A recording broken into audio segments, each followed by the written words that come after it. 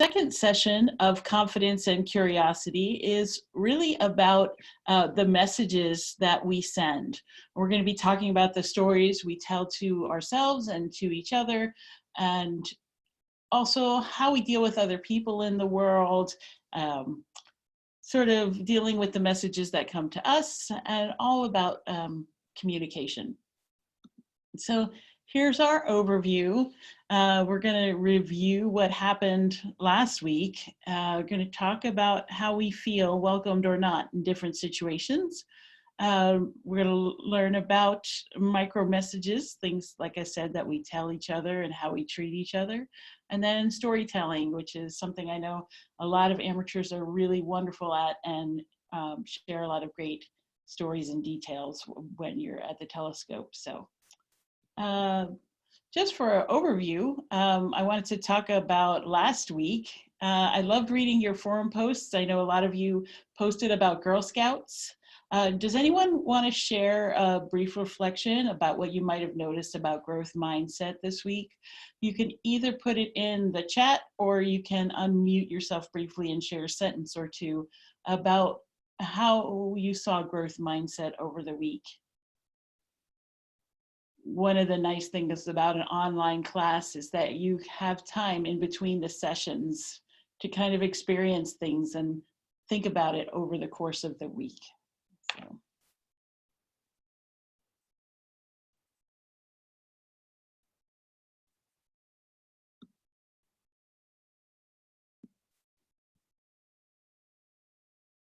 I can give an example. I saw my son struggling with some homework, and he's in 4th grade, and he said, "I hate division."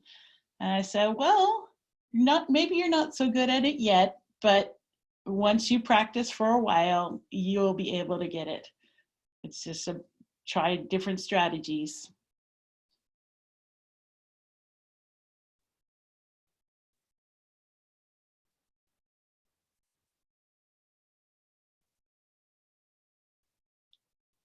Monty put in the chat, talked to my wife about it after last session, and we really started paying attention to how we talk to our daughter.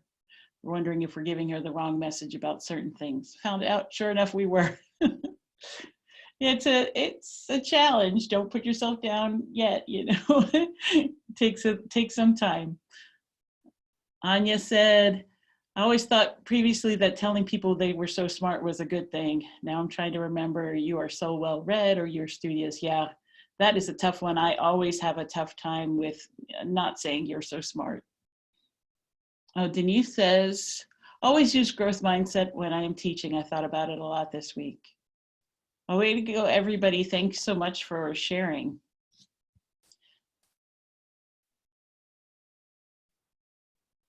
So we also talked about Girl Scout culture, gender roles and toys, and a lot of different things, but it seemed like from the feedback I got that growth mindset was the thing that lasted with you for a long time.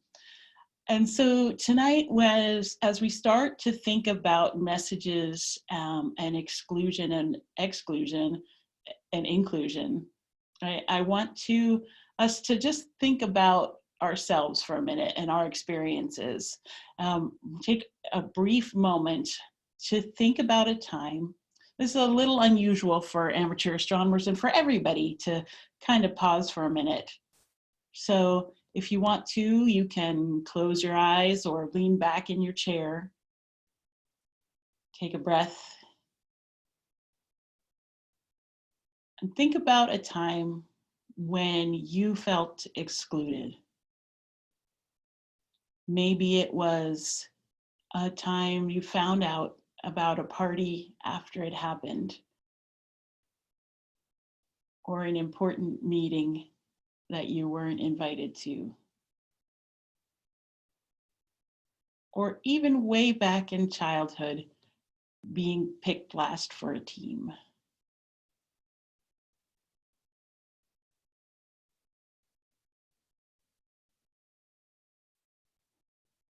Really kind of feel how that makes you feel for just a minute. I know it's challenging.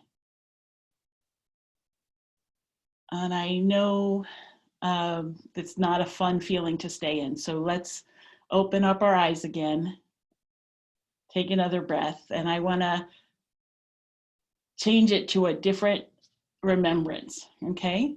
So now I want you to think about the first time you really felt connected with the universe. When you first looked through a telescope, or when you found Jupiter, when you saw an amazing IMAX movie or a planetarium show. Something connected you to astronomy.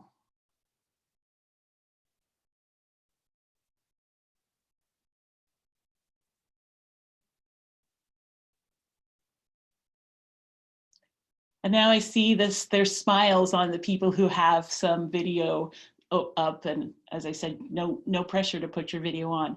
But I want you to come back again.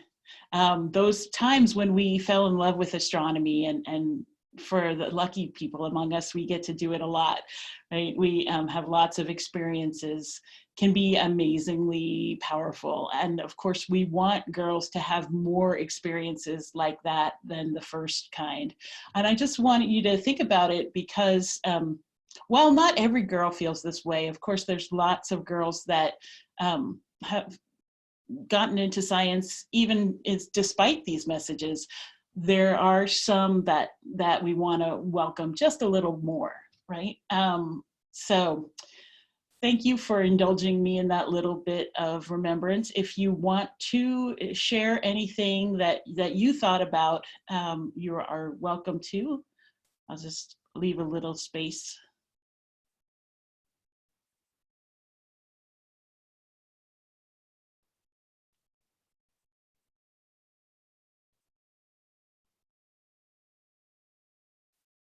Okay.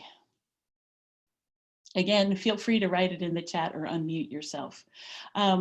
Besides for thinking about these emotions ourselves, I want to give you a chance to watch a real brief movie so that you can hear some other voices than mine, and sort of some girls, what they have, some messages they've heard. I really want you to notice in the girls' faces and their words how they're feeling about science in the movie. Let's give this a try. I'm going to turn up the volume a little bit, make sure you can all hear.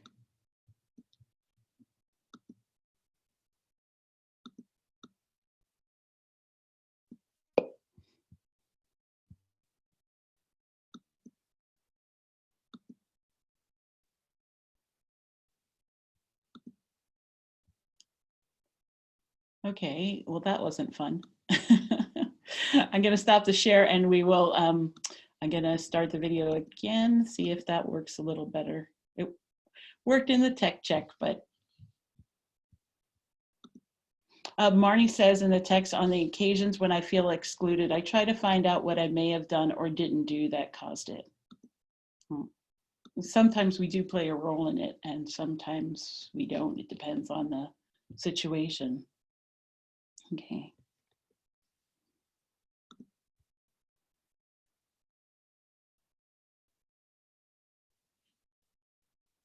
Does anyone want to share their first experience where they fell in love with astronomy?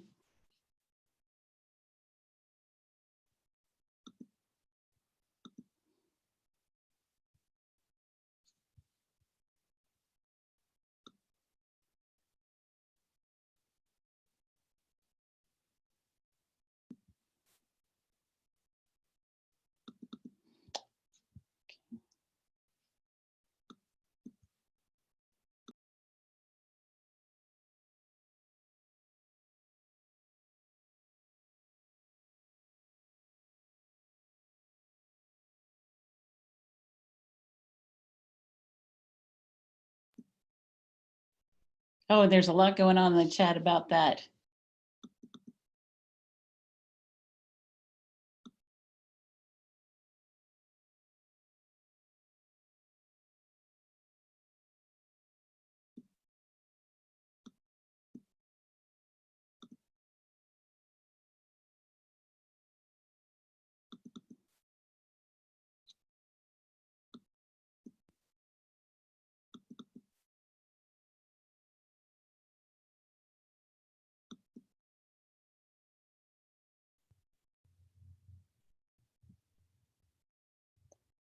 Okay.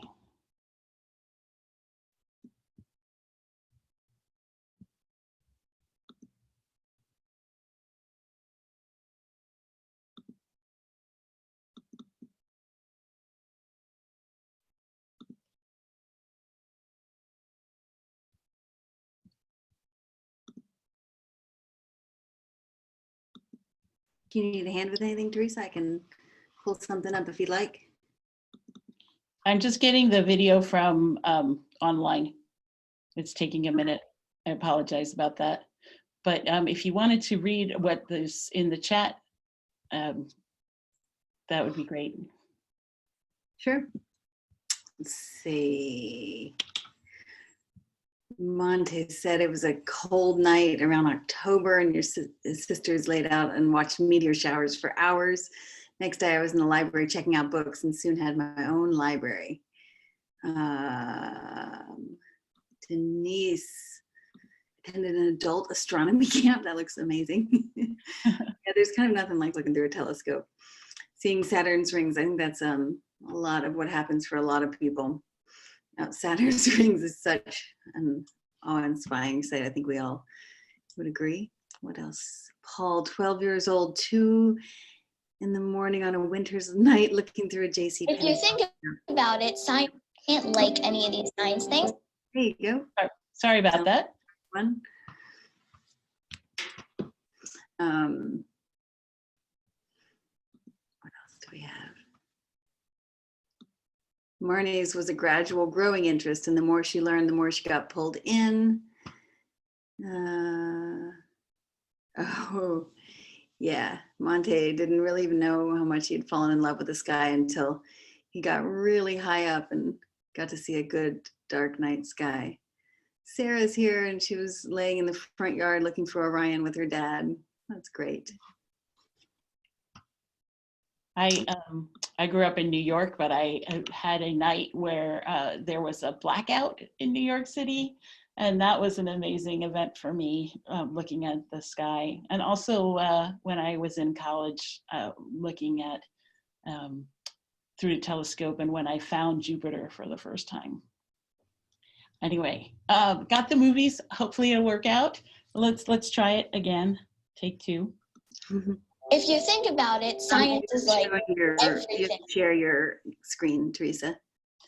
It's not sharing. There we go. Great, and everybody heard the sound okay. If you think about it, science is like everything.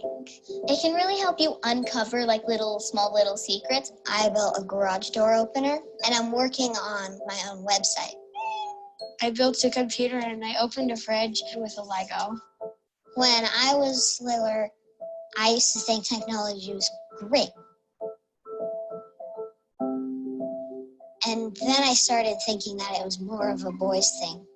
I think that inventing is like for boys because they have Albert Einstein invented, he was a guy, and Benjamin Franklin also. There used to be a girl in the robotics class, but she quit, and so I'm the only girl left.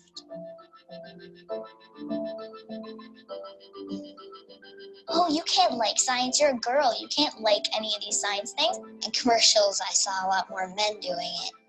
They might really love science, but they might be like afraid people might think, oh, don't boys do that? That's a boy thing.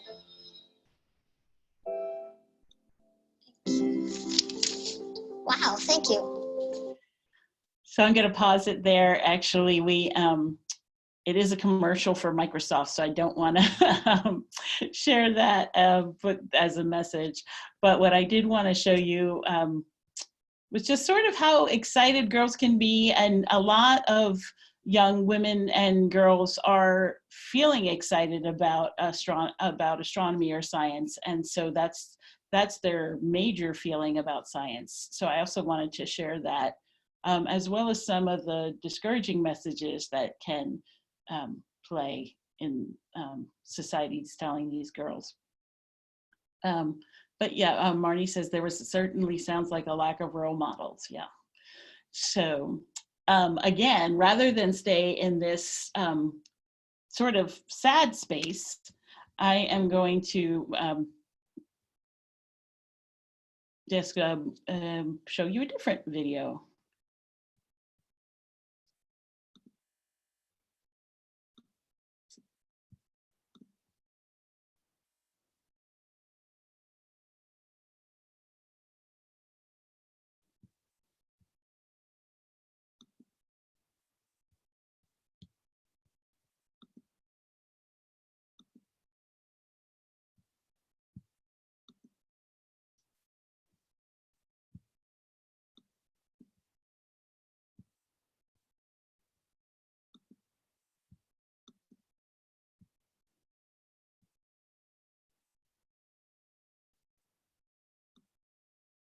Okay, so here's another video that is really talking about a specific science experiment that a group is doing.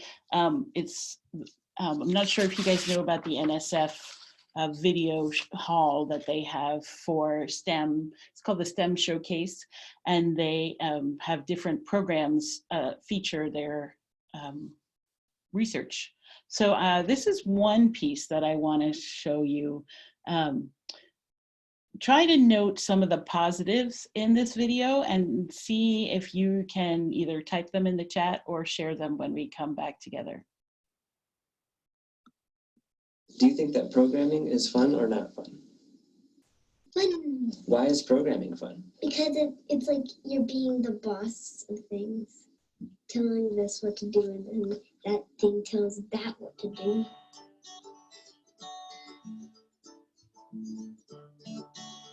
Careers in STEM, science, technology, engineering, and math, are rewarding and often well-paying. But there's a problem.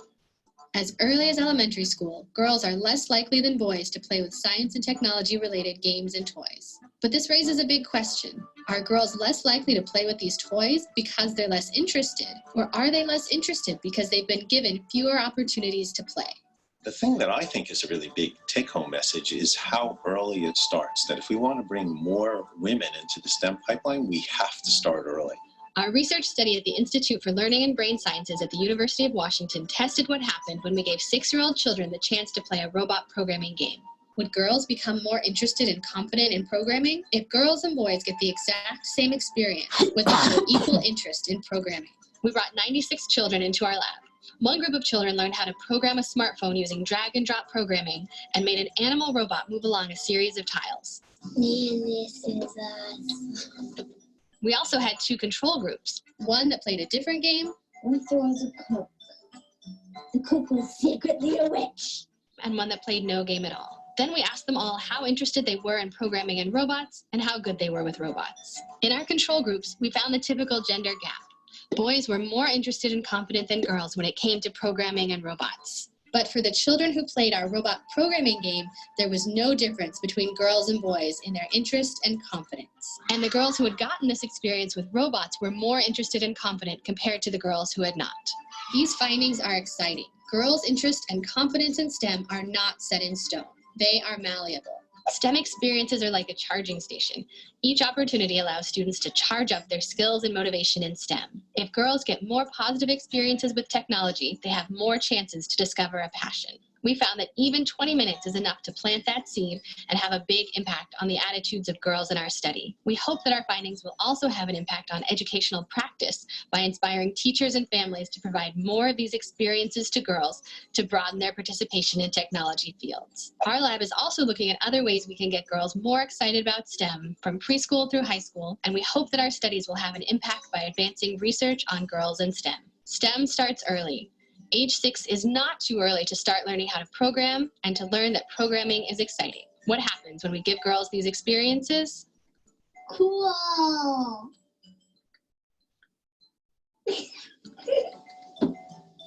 my God, that was super cool.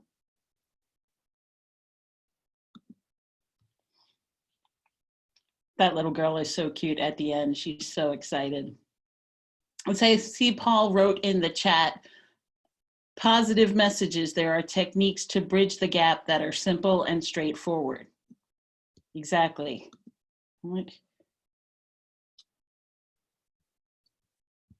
Anyone else? Exposure is key. Yes.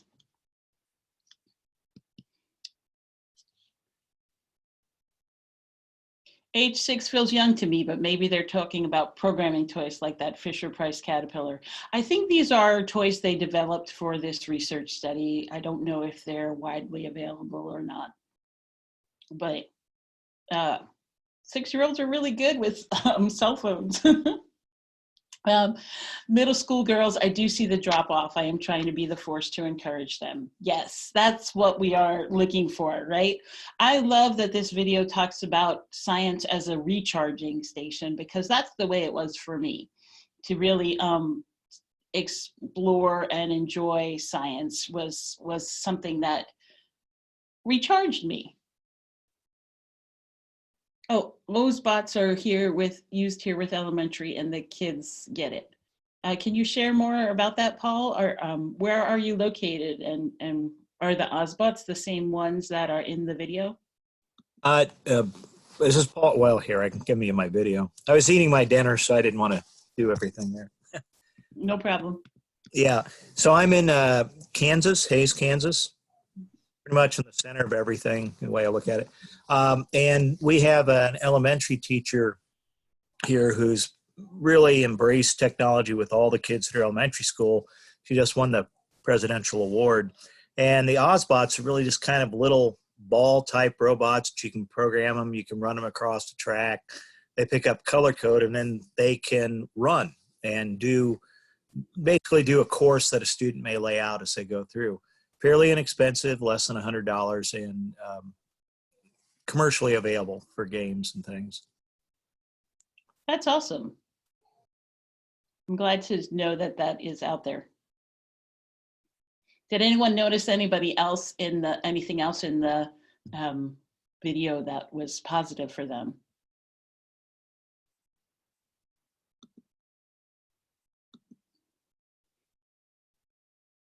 One thing I like to share is that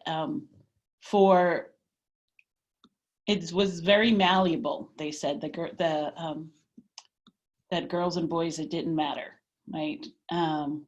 Also that it only took a little bit of time, as little as 20 minutes was really enough to recharge the girls' batteries. And basically that's a lot of the time we spend, about 10 or 20 minutes with someone at an outreach station or at a Girl Scout event. So you have the power to change those messages. So I really want to encourage that. I'm going to switch back to my slides now that our movies are hopefully done. I'm just kidding.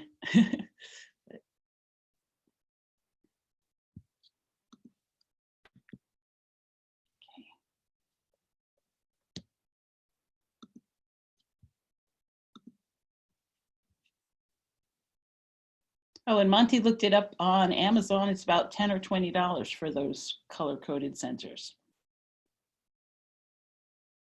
Okay. So back to our presentation a little bit more.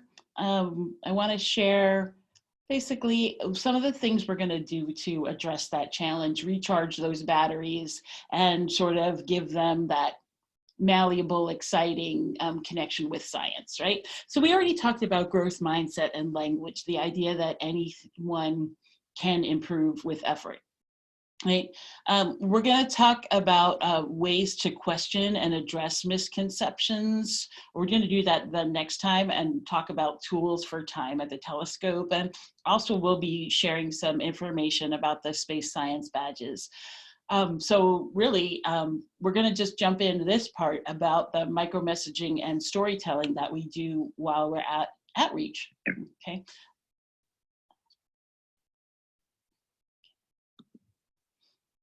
So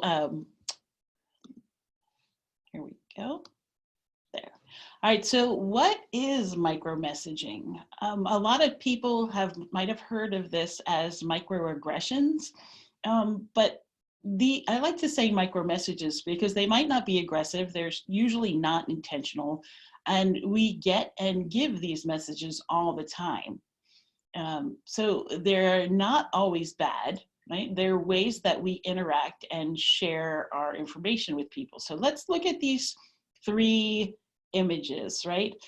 In the first one on the left, you can see that there is someone, a teacher, who's leaning over and really looking at the person who's talking with her, right? That's giving her a positive message or a micro affirmation, a way to say, this is really interesting and important to me, and you are interesting and important to me.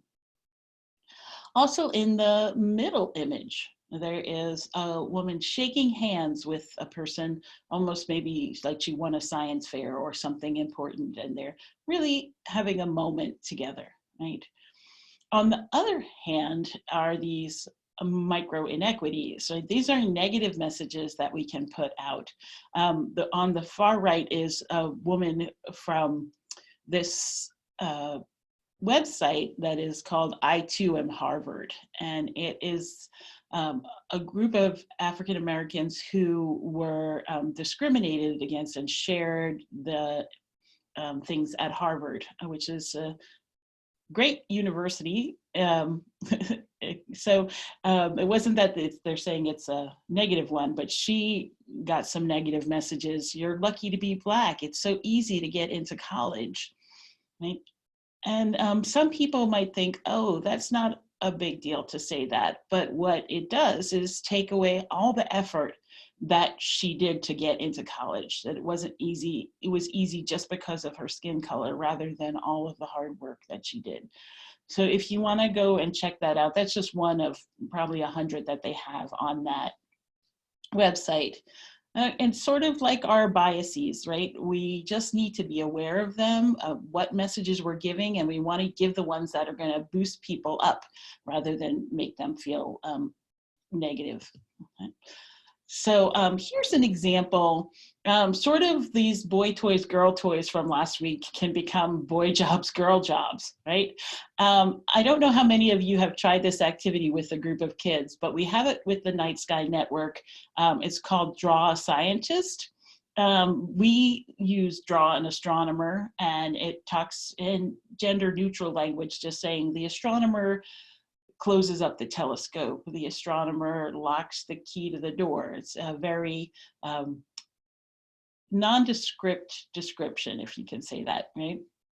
And we're trying to see how many people imagine girls and boys and how the stereotypes, how early they were doing. So they were trying to figure that out in the late 70s, early 80s. And in 1983, they did it with, they released this paper.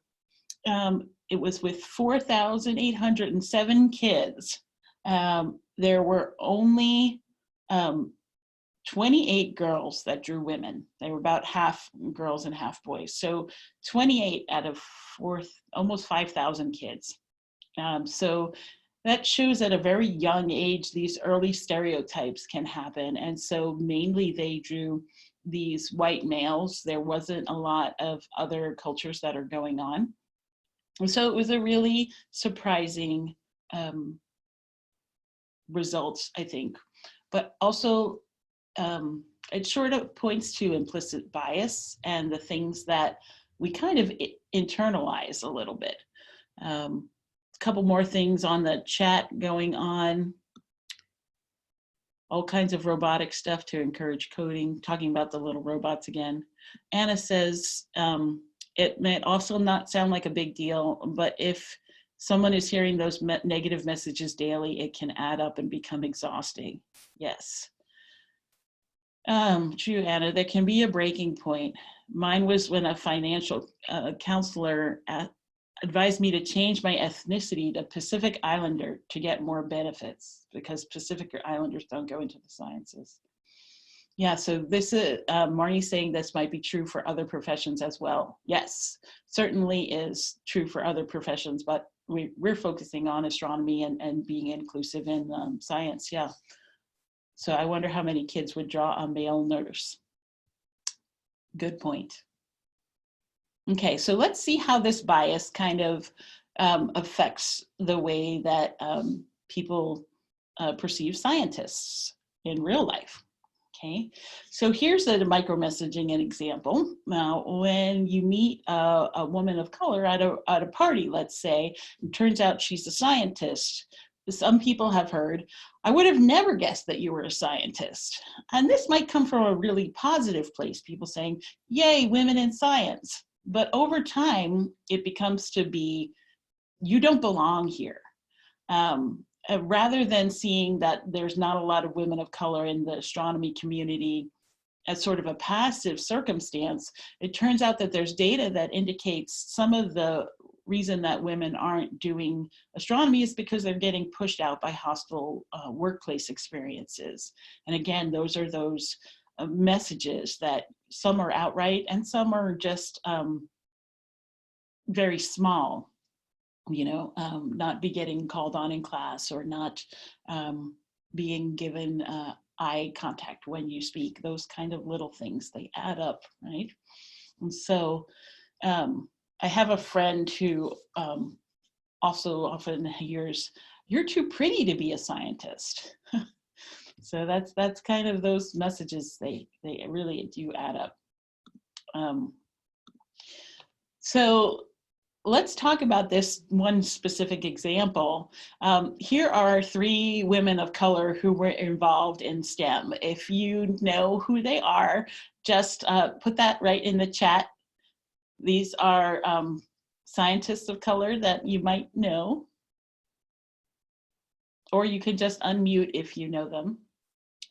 Denise says Katherine Johnson, right? So the far on the left, the one with the glasses, that is Katherine Johnson. She won the Presidential Freedom Medal under Obama, and she was one of the, yes, Adrian saying the hidden figures, yes.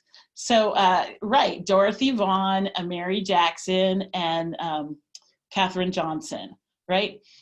These women you might know from the movie or the book Hidden Figures. And so we know these scientists from the stories that we tell, right? So when we tell everyone's story, then we know who these women are and others like them, that they also are scientists.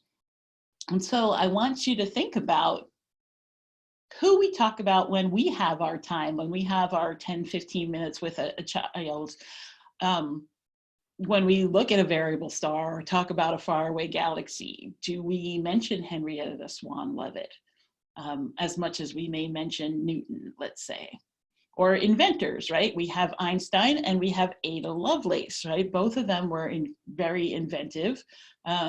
Certain ones get their stories told, right? So when we share astronauts, we talk about John Glenn. Can we also talk about Sally Ride and Mae Jemison? These stories and role modeling, of course, helps girls picture themselves as scientists, and also lets us include people that are not like us, who we might not see as scientists initially. Okay, so I'm going to turn to the chat. Monty says, I wonder if somehow it's cultural. I was taught in ESL where girls were the ones who spoke up and boys tended to brood and not say a thing. Yes, so these are just broad strokes. They're general messages. Individual girls may or may not have these experiences. It depends a lot on the families that you grew up in and the cultures that you have. But I just want to try to be inclusive. A lot of times when people think, oh, let's get girls into science, they think, let's make something pink, right? But when you share stories, that's something that's a lot more exciting. Adrian says she tries to find inspiring quotes from women and men when you do presentations. Yes, thanks. Okay, so now let's share a positive story. I like to balance it, right? Are there any Star Treks out there, fans? And it's okay if you like Star Wars or other science fiction shows, but I know a lot of us really enjoy science fiction. So if you know who this character is, you can put that in the chat. Or who the actress is, who plays her. Nichols, Aurora, yes, going on, yes. Everyone, well, well, a lot of folks love Star Trek and know Uhura from the first TV show. Right? Now, she was on the bridge, a powerful Black woman on in this spaceship, right? She was Gene Roddenberry envisioned this like world where we were all equal and everybody was participating, right? So, but this was fairly unusual for that day, and it was something that was very inspiring for people. So she also was a musician and a Broadway actress, and she was thinking after the first season of Star Trek that she would leave the show. And Gene Roddenberry said, well, I first want to introduce you to your biggest fan. And it was Martin Luther King Jr., right? Star Trek was only one of the only shows that King and his wife Coretta would allow their little children to watch.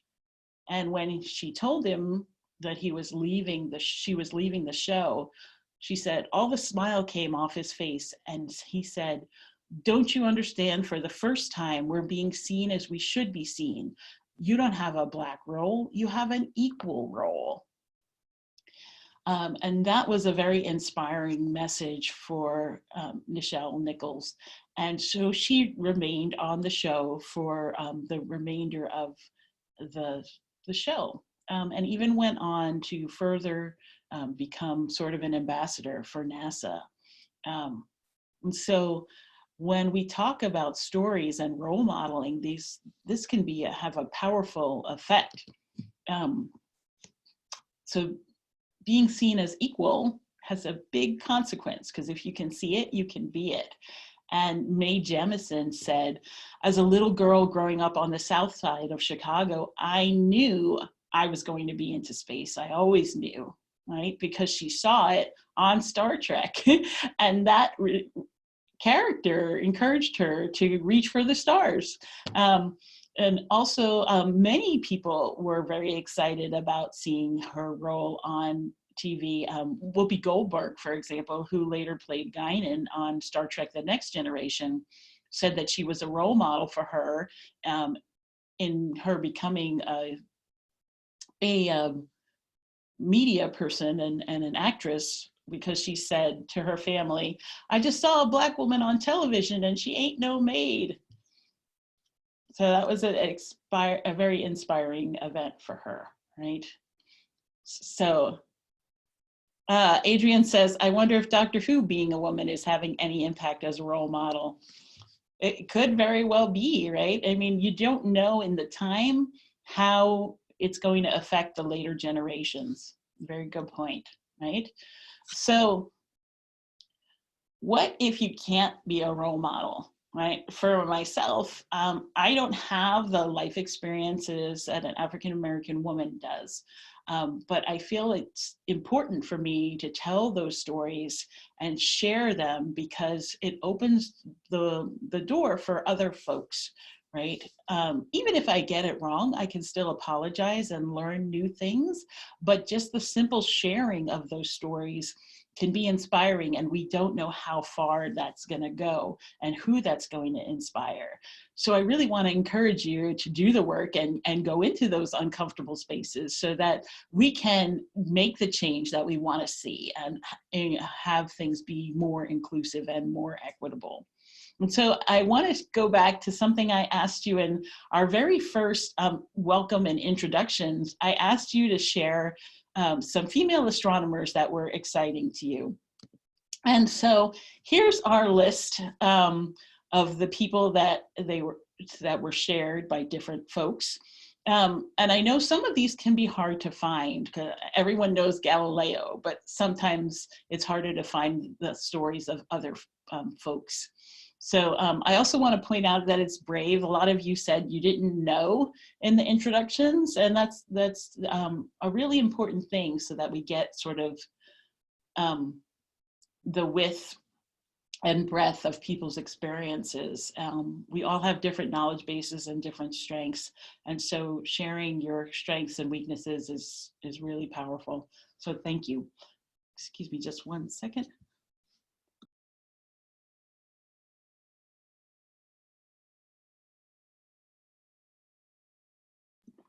A little bit of a cough. Thank you. So these are our folks that you shared. I wrote a tiny little bit about them, but you're welcome to go back and read the introductions from people about what they said. Hypatia was an ancient Greek astronomer, really well known in our culture as well, not in our culture, really well known, pardon me, but she is one of the first known astronomers and mathematicians, female mathematicians and astronomers.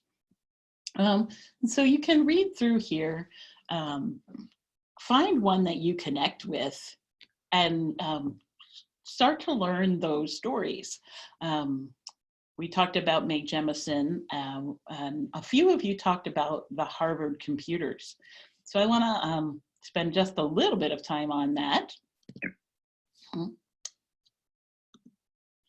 Right. The Harvard computers were about 22 women who, of them, 3 of them did really amazing things, and we know some of the stories about them.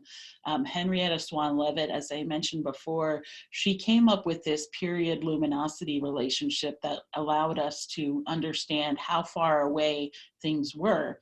She helped discover, it was basically, she studied Cepheid variable stars and found out that they dim over a period of time, and that you could know how far something was away from there by studying those. And that might actually be called the Leavitt Law now. The IAU hasn't officially said it yet, but a few people are kind of pushing for that. Also, Annie Jump Cannon was the one in this group.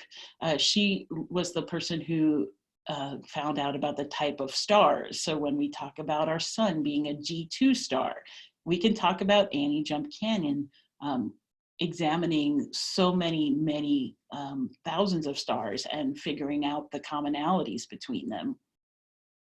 Also, Celia Payne-Gopskind, she was the one who learned about hydrogen and helium in stars and found that in the spectral lines. She was one of the first female professors at Harvard, right? So those are 3 of the very often mentioned Harvard computers. And William and Debbie, who are in our group, are doing a citizen science project called Star Notes. If you guys are wanting to, you can share a couple of notes about that. But that's a citizen science project about connecting the astronomy observations with the people that did them. And it's through Zooniverse, if you guys know that platform of citizen science. Yes, Denise says. Yes, so a few of you guys had shared that. I know that Sarah shared those, and Ron did, as well as William and Debbie. So those are really great astronomers to share. Vera Rubin now has a new telescope about her. So all of these are people that came up in the other sessions that we had of our workshop. And there's even more female astronomers, right? So if you're talking about comets, or if you're talking about black holes, or you're talking about volcanoes, right? There's lots of times you can bring in women astronomers, and that will be really exciting for the girls when you're doing a Girl Scout event to share these stories. Denise said she wants to get my kids to participate in and wrote it into my online astronomy class. Great, she got the kids to do the stories. Perfect, yeah. Cosmos has an episode called Sisters of the Stars about Payne and Cannon. Yes, yeah. It's a really great resource to just have a couple of these stories in your pocket to take out. So thanks so much for thinking about these storytelling ideas with me.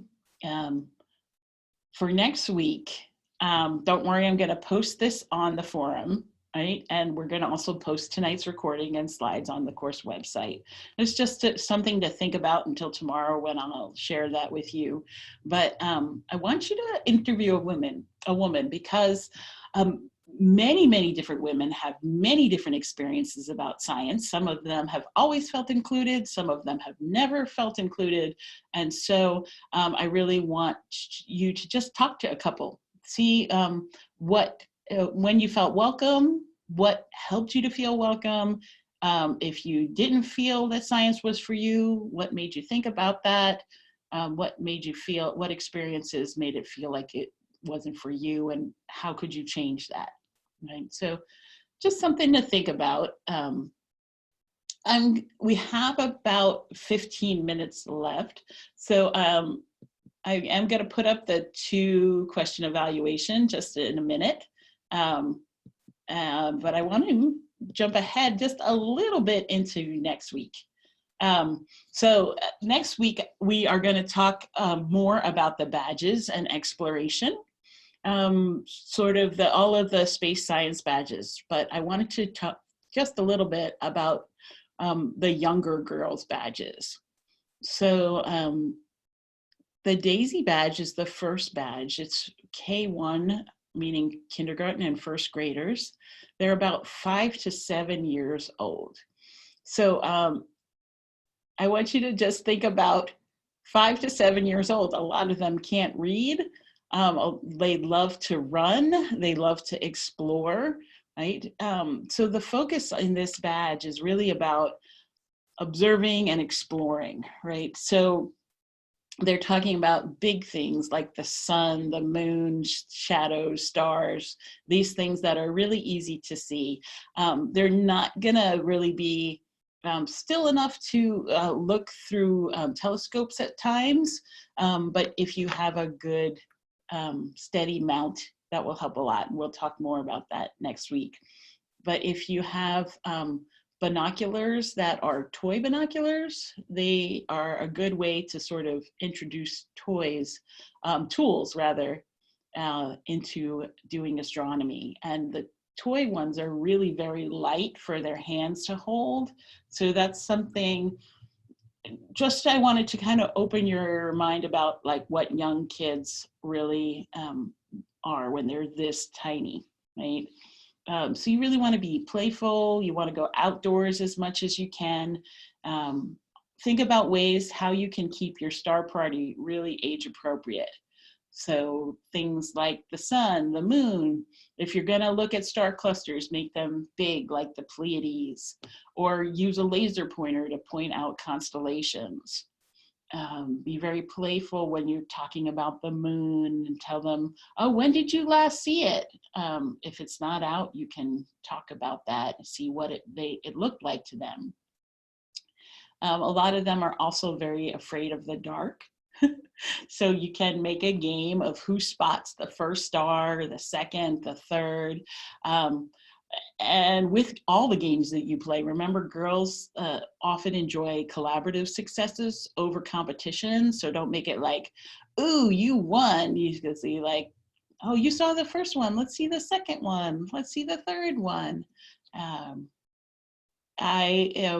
If anybody has had experience with doing these younger girl experiences, if you want to share, you're welcome to. Don't forget, these kids probably have a very early bedtime, so you need to keep things active and interactive. Oh, Vivian says kidnoculars. Those are really great. Those are the what the girl on the left has. They're the right size and for their faces.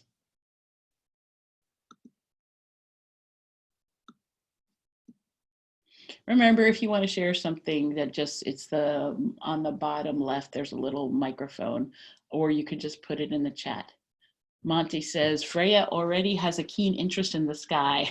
Yes, my son too. It's hard to know how much is their natural progression and how much is exposure, right? Oh, International Observe the Moon Night annual event. The moon is visible in the daytime as well as night. That is a really fun thing to show the moon in the daytime. Also, oh, Ace is a great kid in so many ways, and he loves astronomy. um, Also, this is a really great time to help them start identifying that what they do is what scientists do. They observe, right? So they can start identifying as a scientist, right? So you're exploring, you're observing the sky, you're like a real space scientist. Right? You're doing real science practices.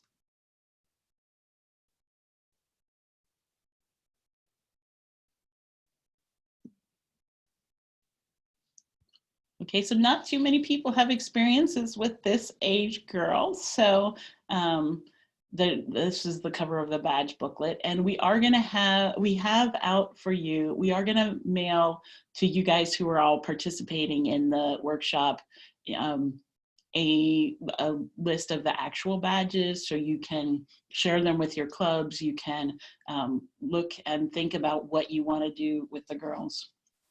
Moving up just a little bit, we're gonna talk about brownies. That's 2nd and 3rd grade, right? They're still pretty young, 7 to 9 years old, right? And they have a little more steps that they can do to earn their badge. But it's also a great time to get the girls outside, to put more more techniques to them, right? They can build a telescope, or you could talk to them about what telescopes do, right? You don't want to really drill them on the facts. Find out what they know, right? Ask them if they have a fun way to remember the planets, or which is their favorite planet, right? If the moon and the sun are up during your event, you can do the little moon balls, right? I know a lot of you probably have used that tool before.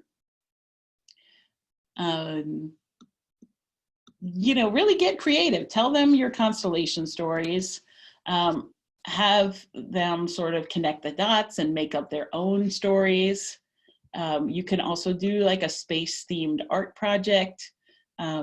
Draw the moon or the planets with like crayons on paper, using a photo for reference. You can really see how they observe and study and get the details in.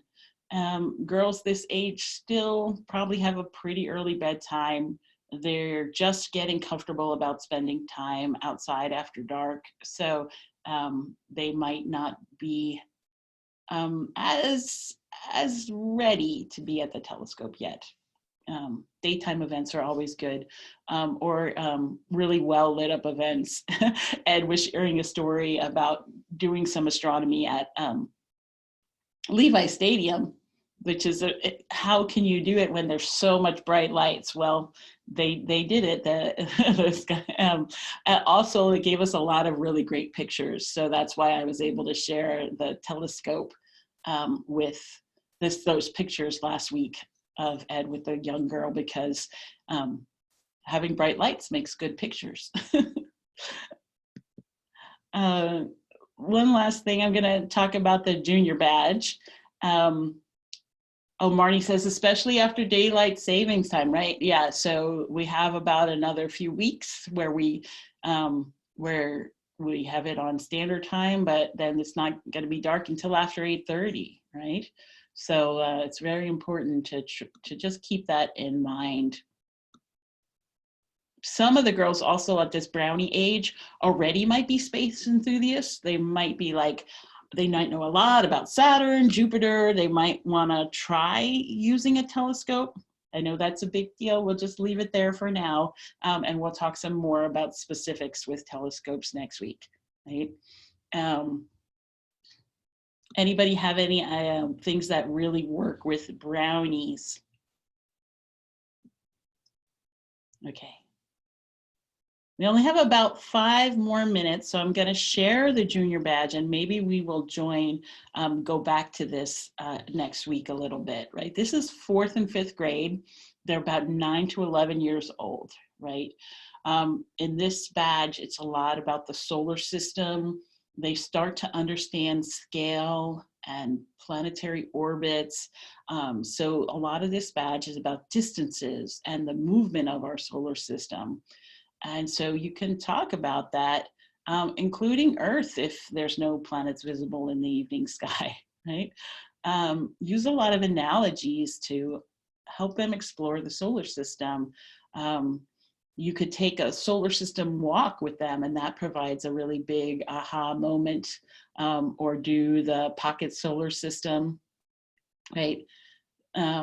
Another fun activity that involves some math is how old would you be if you were on Mercury or Jupiter, right? So these are activities, I know a lot of you have done some of these, and if you need more information about them, there's write-ups on the Night Sky Network. And so if you haven't had a chance to go to the Night Sky Network, I know most of you are in the Night Sky Network, but a few of you are solar system ambassadors. Really want you to encourage you. Vivian, could you put that link in the chat to go to the Night Sky Network and look at some of the resources that we have there. Okay, I'm gonna jump back a little bit to,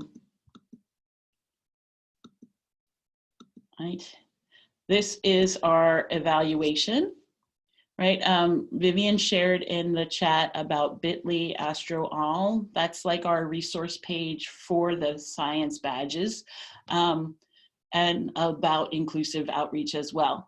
And here's a direct link to the badge intro, which is great, has a lot of activities you can do. So here's our 2-question evaluation, right? Vivian, if you could also put that link in the chat, that would be great. I'm gonna actually see if I can do it, because I don't know if you can get it from the web. I've got it, I'm just testing it. Give me a second, making sure it goes to the right place before I got it. So here's the, that's our quick evaluation piece. For next week, remember, we're gonna ask a woman or several women about their science experiences, okay? And I just wanna leave you with a thought from our story today. This is Nichelle Nichols. She's now about 82, still going strong, right? And she says, science, it's not a boys' game, it's not a girls' game, it's everybody's game. It's about where we are, where we're going, and it's an amazing gift. It benefits us here on Earth, and we haven't stopped exploring yet. And so be like Nichelle. Go forth and explore and have a great week. If anybody has any questions or comments about some of the things we talked about tonight, I'm happy to explore them with you.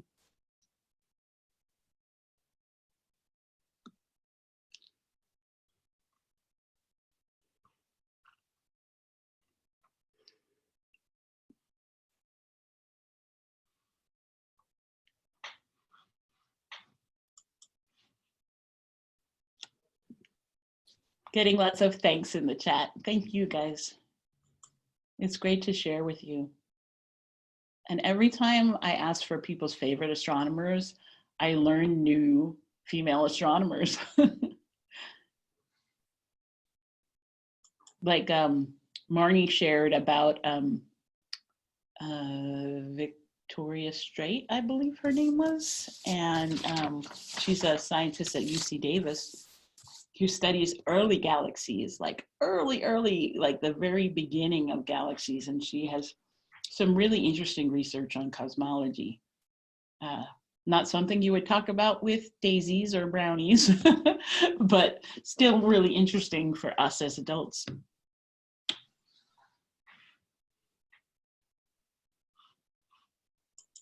Oh, Jan 11, yes. She is the actually did the Nova special about black holes.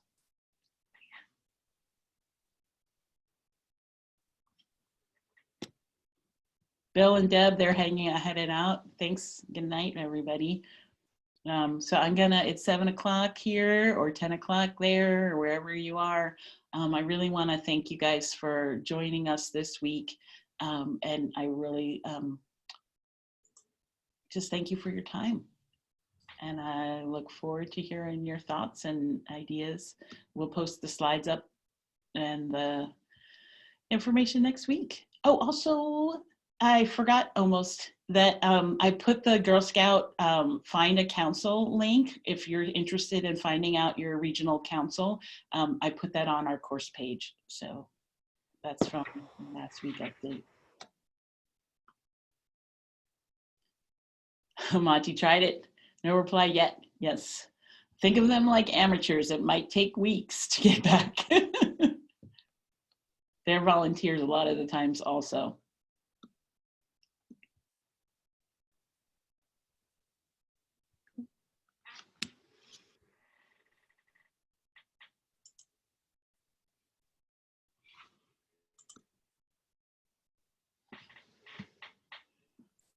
Okay, well, if no one has something to share, I'm gonna end our session tonight. Thank you so much for joining us, and I will see you next week.